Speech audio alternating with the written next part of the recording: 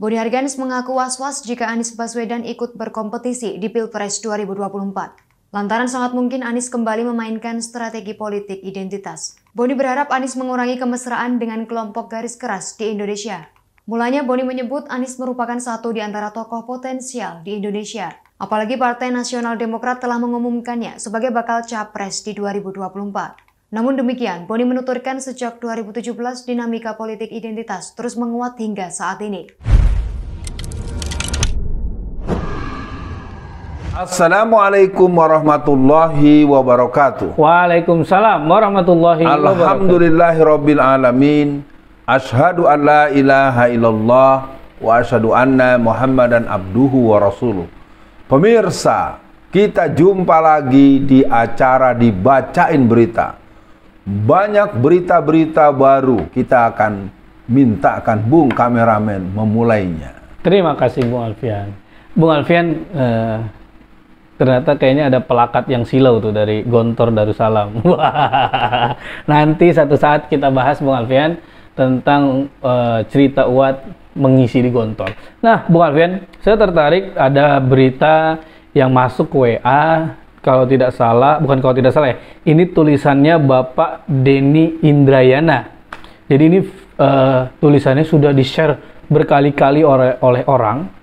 Judulnya adalah Bagaimana Jokowi mendukung Ganjar, mencadangkan Prabowo, dan menolak Anies.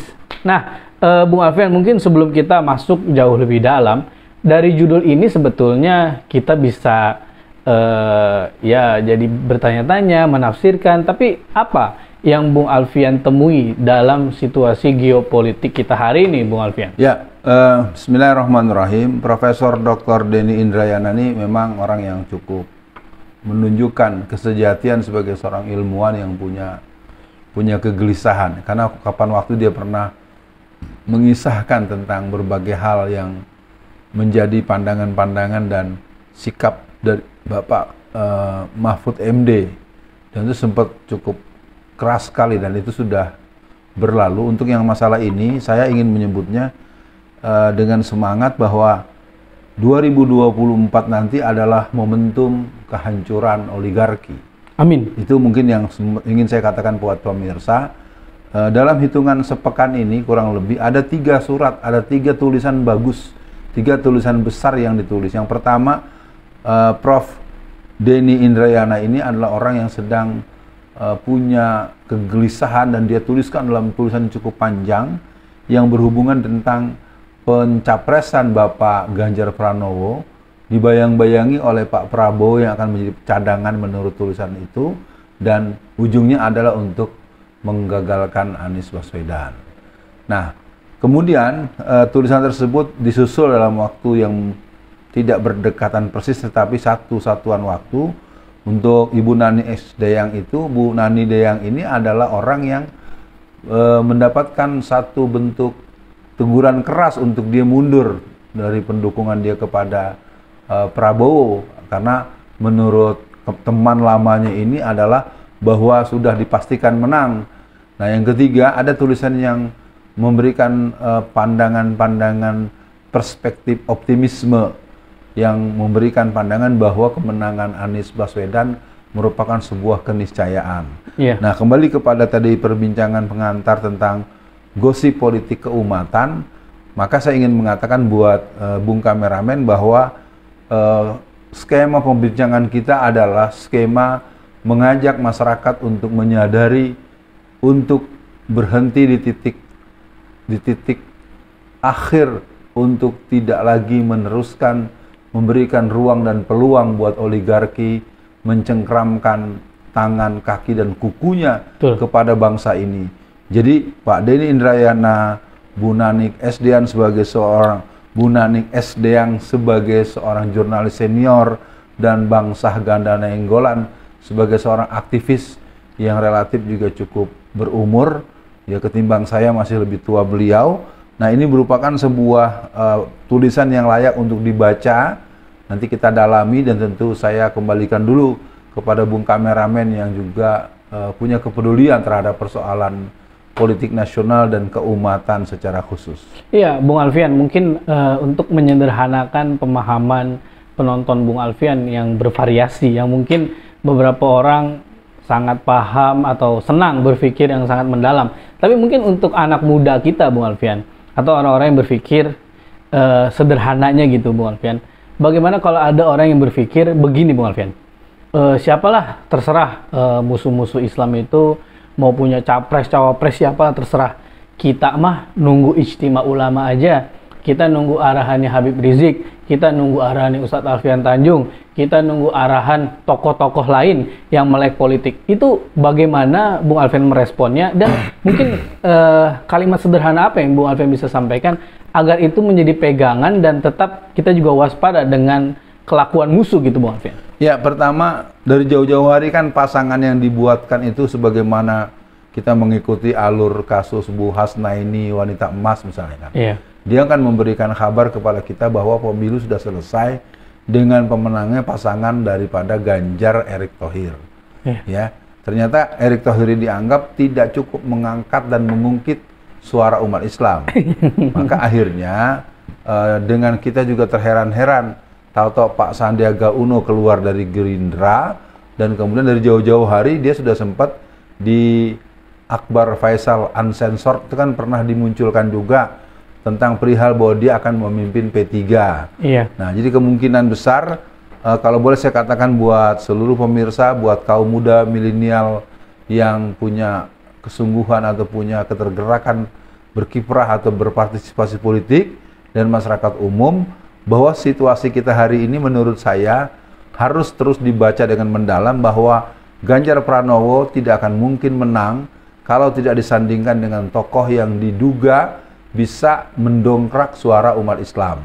Jadi kata kuncinya, suara signifikan untuk politik di negeri ini adalah suaranya umat Islam yang jumlahnya di atas 88-90%, itu yang pertama. Betul. Yang kedua, bahwasannya pengetahuan bahwa ini adalah sebuah permainan licik, akal-akalan dari oligarki yang ingin kembali berkuasa untuk 10 tahun ke depan, berarti 10 tahun kedua, nah, kira-kira gitu. Nah, ini 10 tahun kedua ini merupakan sebuah hal yang sudah tercium bau busuknya oleh banyak kalangan, dan tapi memang mereka berhitung kekuatan untuk melawan secara langsung tidak terlihat dalam waktu yang cukup singkat.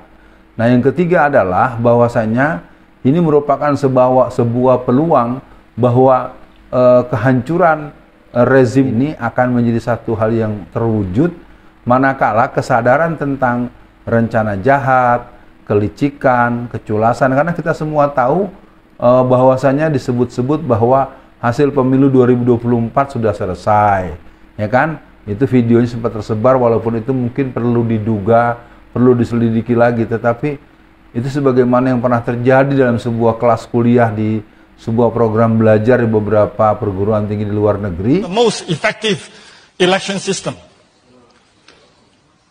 In Somalia, it takes 20 to 30 days for the election results to be made known. In America, within few hours after election is over. In Indonesia, they know the result before election. Merupakan sebuah pengetahuan umum yang sudah terlihat sejak melintasi waktu-waktu reformasi. Jadi Bung Kameramen, ini buat perbincangan ini menjadi penting, mungkin nanti bisa ada bagian berikutnya atau part 2 untuk masalah ini.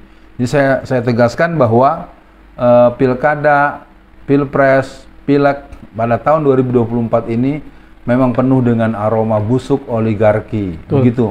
Ya, Bung Alfian, sangat menarik dan seru, tapi memang perlu kita cermati lagi yang Bung Alfian sampaikan atau Bung Alfian sebutkan tadi. Ada beberapa tulisan yang baiknya kita cermati, Bung Alfian. Lagi-lagi itu kan juga ide atau tafsiran beliau-beliau yang menulis, yang bisa jadi mungkin beliau-beliau punya maksud lain yang kita tidak tahu, dan mudah-mudahan ulama-ulama dalam waktu dekat atau waktu yang terukur bisa memberikan pemahaman kepada umat agar kita tidak salah ngefans, tidak salah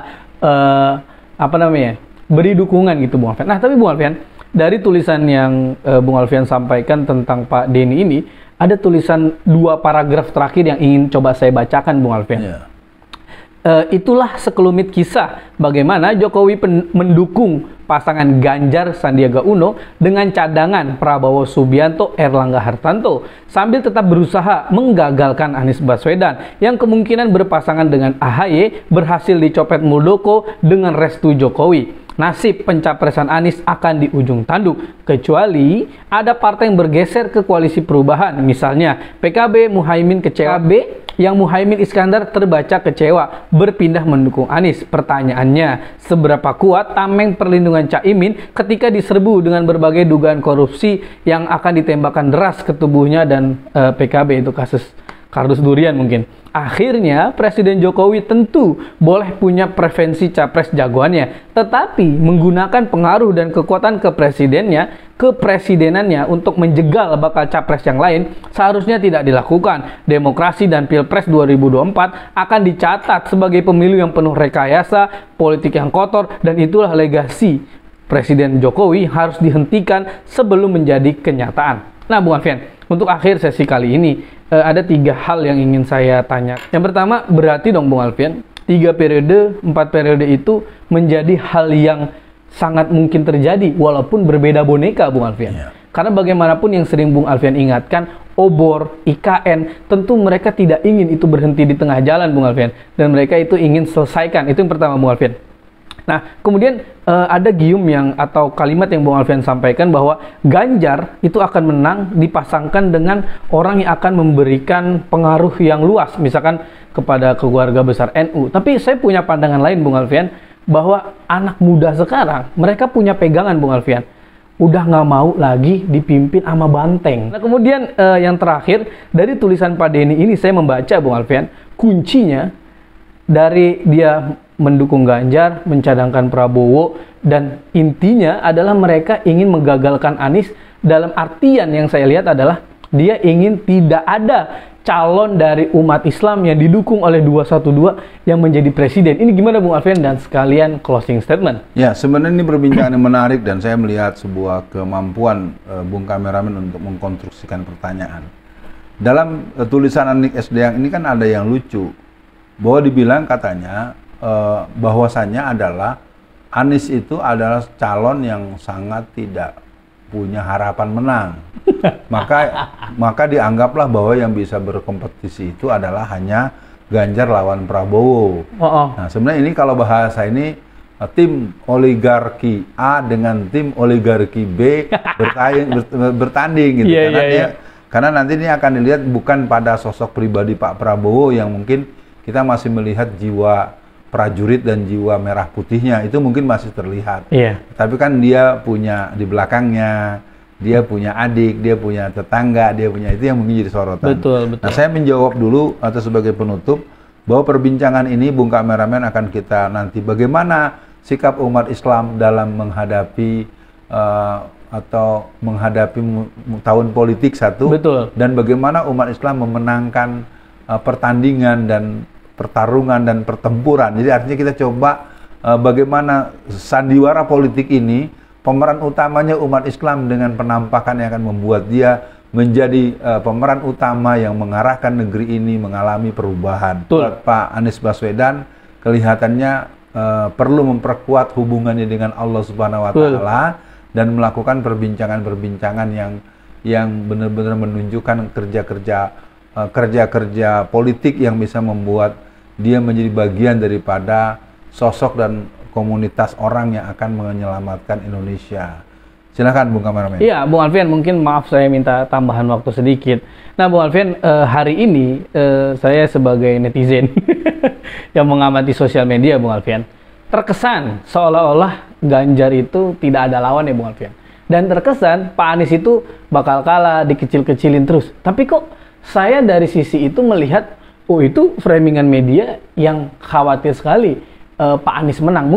Mungkin saya minta nasihat lah dari Bung Alfian atau masukan bagaimana agar umat Islam yang sejalan dengan Habib Rizik, Ustadz Alfian Tanjung dan tokoh-tokoh 212 yang garis lurus biar mereka tetap semangat gitu Bung Alfian menanti bahwa atau bahasa gampangnya siap mengalahkan atau say goodbye pada oligarki pada 2024, Bung Alfian? Ya, saya sebenarnya ingin mengajak pada Bung Kameramen nanti kita coba melacak apa yang akan dituliskan oleh E.F. Saifullah Fattah. Nah, Itu seorang yang nanti mungkin kalau perlu kita coba browsing, kalau perlu kita kontak beliau langsung, itu yang pertama. Nah, untuk yang kedua, saya ingin mengatakan ada satu lembaga riset yang berskala internasional yang sedang demam tinggi. Namanya CSIS. CSIS ini kan sedang kelabakan untuk terus-menerus mengecil-ngecilkan Anies Baswedan. Pada satu sisi, elektabilitas beliau tuh meroket terus-menerus di mana-mana, dan pertemuan-pertemuan dari forum-forum yang sifatnya sangat plural, dari komunitas-komunitas yang homogen, komunitas yang heterogen, selalu saja Pak Anies Baswedan bisa mengorkestrai forum-forum tersebut dengan cukup smart gitu kan, segala macam. Jadi mungkin di dalam statement penutup dari saya kepada seluruh bangsa Indonesia, mari kita terus bermohon kepada Allah, kita berpikir bahwa negeri ini negeri kita bersama, negeri ini bukan bagian daripada Republik Cina Komunis, ya, dan juga bukan bagian daripada Zionis Internasional Bintang David. Jadi intinya kita akan mengawal Indonesia berubah menuju yang lebih baik, mensejahterakan, berkeadilan sosial, dan terus berkhidmat kepada pedoman Tuhan Yang Maha Esa, Allah Subhanahu wa Ta'ala. Kita menangkan rakyat, kita menangkan umat, dan kita tenggelamkan oligarki sampai ke perut bumi. Mantap. Assalamualaikum warahmatullahi wabarakatuh. Waalaikumsalam warahmatullahi wabarakatuh.